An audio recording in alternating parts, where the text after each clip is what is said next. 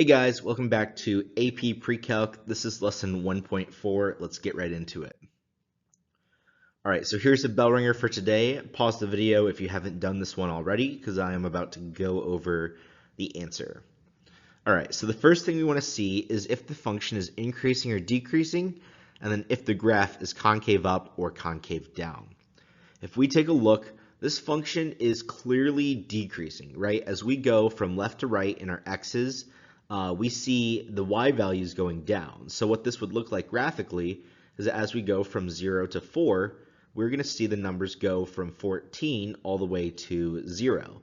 And so this is obviously a decreasing function, and so we can eliminate c and d just from that. And now we want to see if the graph is concave up or concave down.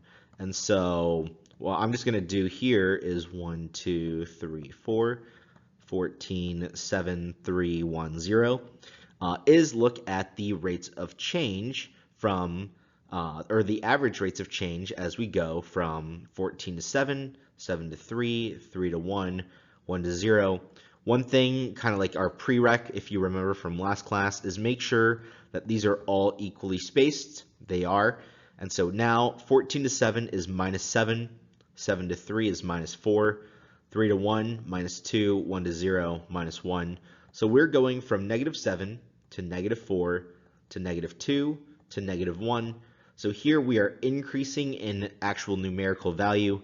So our average rates of change are increasing, which is equivalent to the graph being concave up. So A should be our correct answer here. All right, so now let's get into polynomial functions. A polynomial function can be expressed in this notation. It's pretty confusing, so let's just get right into it. This is an example without the confusing notation, so pretty much this is what a polynomial function would look like. Remember, there could or sometimes will be a constant at the end, but it doesn't have to be. That's going to be like your a of 0 term. And then remember, for polynomial functions, we typically want to automatically arrange it from highest to exponent to lowest exponent, with the constant coming in last, because that's technically a number times x to the power of 0, which is just always going to be 1. So don't necessarily worry about memorizing that, but just remember to always put it in terms of highest power going down, so 4, 3, 2, 1, and then technically 0.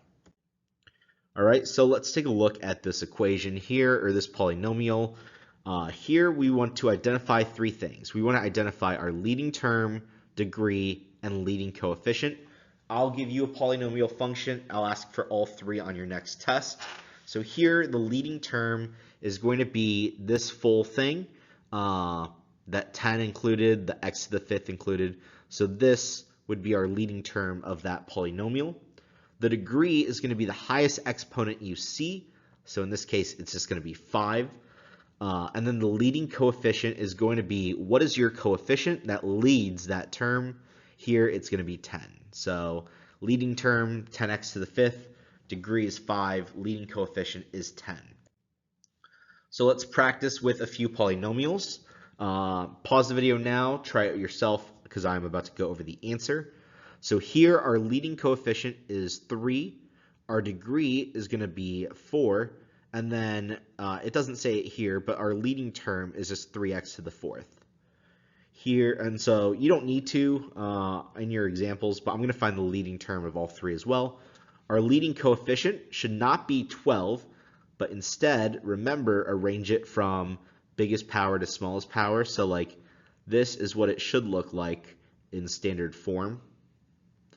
And so our leading coefficient should be -7, our degree should be 3, and then our leading term should be -7x cubed, that full thing. Here our leading coefficient is 4, our degree is going to be 0 because this is technically 4x to the 0th, and then our leading term is still just going to be 4. There's no need to write in that x to the 0th. All right, extrema. This is what we call maxes and mins. So that's another way to think about it. So they are, like I just said, the maximums and minimums of a function. There are two types of extrema. relative extrema, which is also known as local extrema, or absolute, which is global extrema. So relative extrema or local is basically going to be when it switches from increasing or decreasing or vice versa. It is going to be, the way I like to think about it is relative extrema is going to be one of three things. It's going to be a peak of a mountain, right? The top of a mountain, a valley, which is the bottom of like a big dip, or it's going to be an endpoint. So sometimes you may see restricted domains like this. This is not one. So this is an arrow. It's hard to see, but this is an arrow extending out. So that would not be one. So these would be 4 local extrema. Now, if it's at the bottom, right, so these would be local minimums. So local minimums at x equals -4 and at x equals 0. And then local maximums would be these two at x equals -2 and x equals 3. So remember, in terms of extrema, we're typically going to reference them with our x values. Now, absolute extrema. This is very important because our absolute extrema is just going to be our highest or our lowest point on the graph, period. So in this one, and so no value can beat it, it is absolute. It's going to be the greatest or smallest value in the whole graph. Here, our greatest value is going to be 2. So you know how I just said that local or relative extrema is referenced in terms of the x values? When we're talking about absolute extrema or global extrema, this is going to be talking about y values. So here, our absolute maximum is going to be 2 at x equals 3. All right, so I've seen SAT questions that try to trick you with this. When they ask about the absolute maximum, they're asking about your y value. Absolute minimums, in this case, it's hard, but there actually wouldn't be any because this is an arrow that extends down forever. So if it goes down forever, what's the lowest point on the graph? And the answer is there is none. So you just put no solution or an A. Either one of those would work, but that would be the answer to that. All right, so example 2, find and classify each type of extrema for the functions below, or write, NA if it doesn't exist. So here, relative minimum, I don't see any, right? These are arrows that go down forever. So here, that would be our relative minimum. Our relative maximum here would be this peak at 1, 3. So remember, relative extrema is referenced in terms of our x value. Our absolute minimum, both of those arrows go down, so there would sadly be no absolute minimum. Our absolute maximum, though, is going to be this. This is the highest point, which is 3 at like what we just have here, x equals 1. So notice how a point can be both a relative maximum and an absolute maximum. This could happen, so don't just automatically assume because it's one, it can't be the other. All right, so try B and C yourself because I'm about to go over the answers. All right, so let's do B and C now. So here we have one relative minimum. This is going to be at x equals -2. We have 2 relative maximums right here and right here. So the endpoint and our peak. So at -4 and 3 is our relative maximum. Our absolute maximum, our highest point, is at 2 at x equals 3. And then that should actually be our absolute maximum. So that's my bad. Our absolute minimum is not going to be this. So this is not going to be our absolute minimum because of that arrow there. So there, we should write NA for both of those because that goes down forever, meaning there's no lowest point on the graph. For C here, we have our relative minimum at those 2 points, right? Those are our 2 valleys. And then our relative maximums at our peaks and restricted endpoints. And these are just maximums because they are going, like they are the maximum there. So our relative minimums are at -3 and 3. Our relative maximums are at -4, 0, and 5. our absolute minimum is going to be this. This is our lowest point at -3 at x equals -3. So that's kind of convenient. And then our absolute maximum is going to be right here, which is at 4 at x equals 5. Right? So that should be our answer for B and C. One little quick thing, I don't know if I wrote that in there, but that should just be +5, not -5.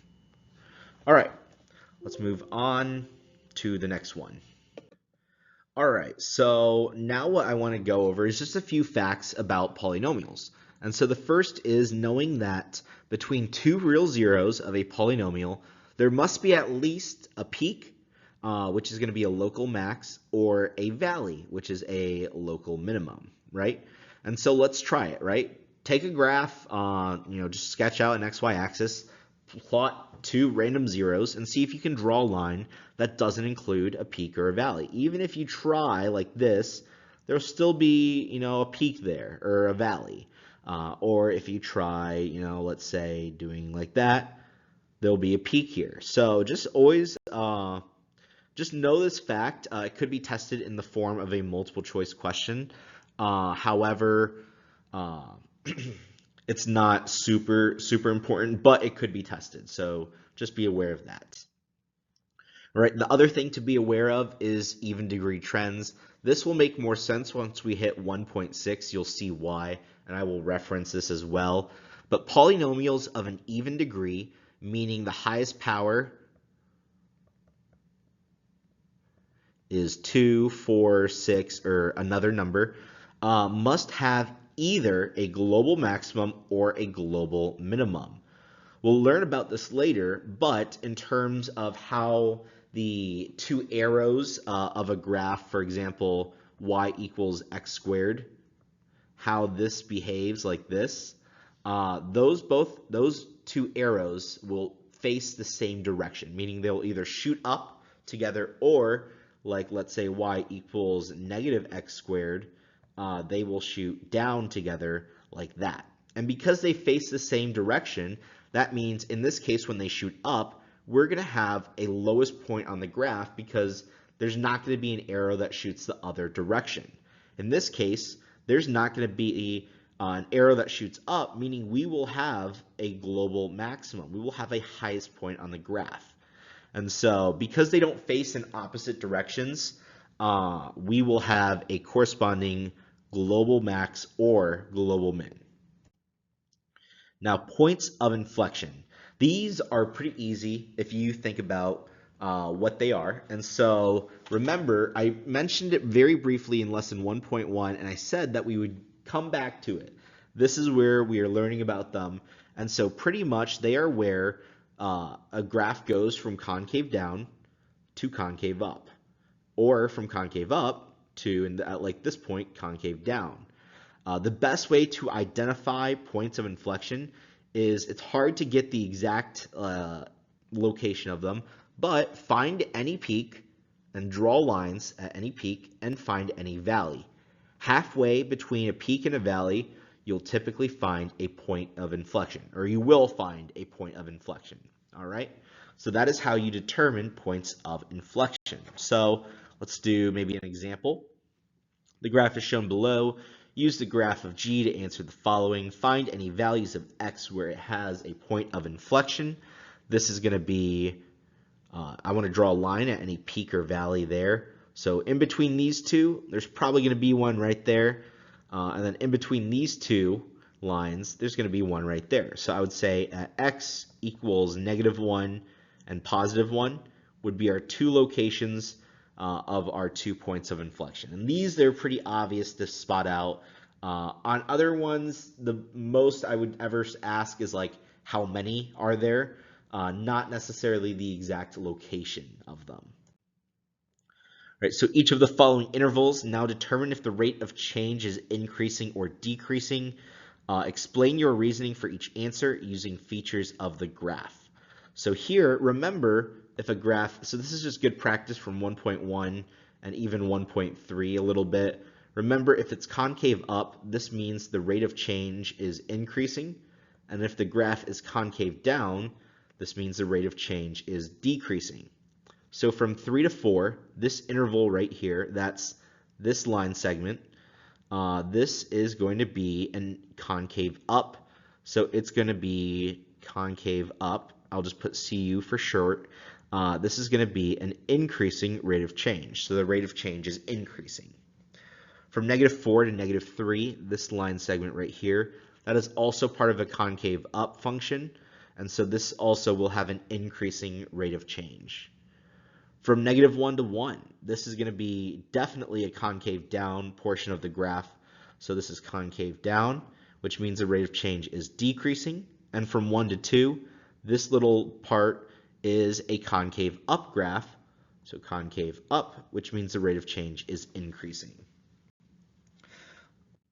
All right, example 4, final example of the day. From 0 to 3, the number of cars in the parking lot can best be modeled by this function, where it's a fifth degree polynomial.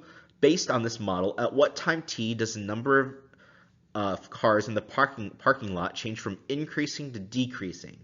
So this is where does it go, the function go from going up to going down?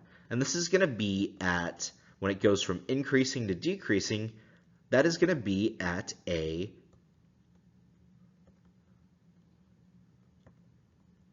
local maximum, which if you look at Desmos, and I have this graph here for you, it should be at that point right there. So I would say at what time t, to answer this question, my answer would be t equals 2.446. And so I'll go into this before the test, but get into the habit of rounding everything to 3 decimal places. That's going to be very important. But for now, on your first test, like if you see a question like this, I would give you the graph with all the points as well, clearly labeled like this one. All right, so if you have any questions, please come see me in office hours, and I will see you guys later. Thanks.